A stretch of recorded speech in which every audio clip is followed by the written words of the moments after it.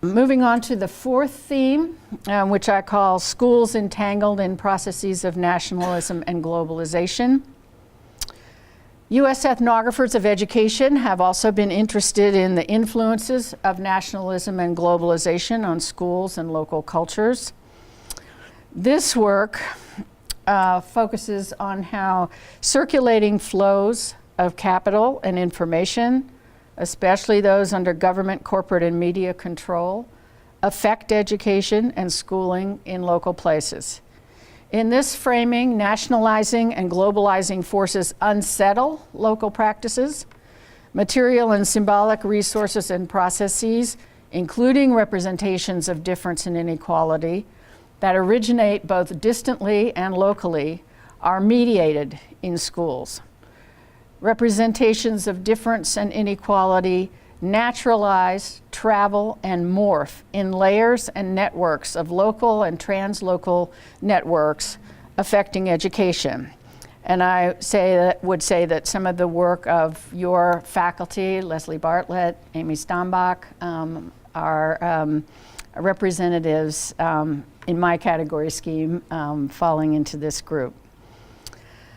Studies of nationalizing and globalizing forces suggest the need for what George Marcus has called multi-sided ethnographies, which he describes, and I quote here, designed around chains, paths, threads, conjunctions, or juxtapositions of locations in which the ethnographer establishes some form of literal physical presence with an explicit positive logic of association or connection among sites that in fact defines the argument of the ethnography, unquote. The idea of ethnographically studying widely dispersed sites connected by forces of nationalism and globalization is provocatively illustrated in a book by anthropologist Anna Singh, which some of you may know, her 2005 book called Friction, an ethnography of global connection. It is a study of environmental and economic networks that affect the use of Indonesia's rainforests. About this work, she writes, quote, I search for odd connections.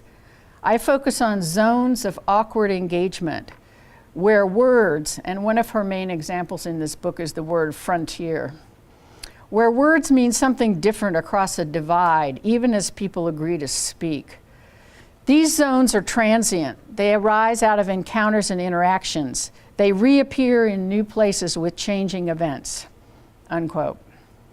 Now, Singh's odd connections include those made, in her case, by local, national, and international environmentalists, research scientists, investors, large corporations, resource extraction advocates, United Nations funding agencies, mountaineers, village elders, and urban students, for each of whom the word frontier applied to the rainforest means something different.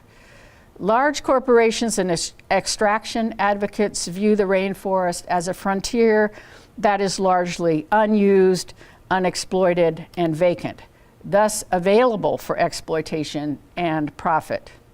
To villagers, the so-called frontier is their home, the source of their sense of place and their livelihood.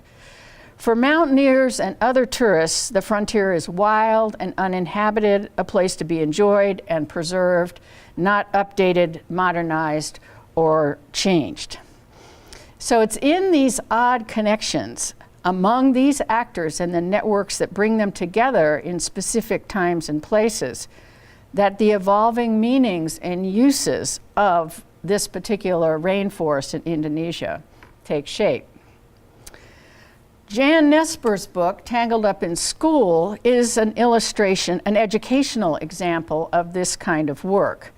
This book is an ethnographic examination originating in one elementary school, but moving beyond it to suggest how school district politics, regional economics, parental concerns, urban development, popular culture, gender ideologies, racial politics, and university and corporate agenda come together to construct educational contexts and produce educational effects in one particular elementary school. In Nesper's book, Contested representations include the meaning of whole language instruction, the meaning of grades and how they're assigned, and the meaning of school business partnerships and how they get worked out.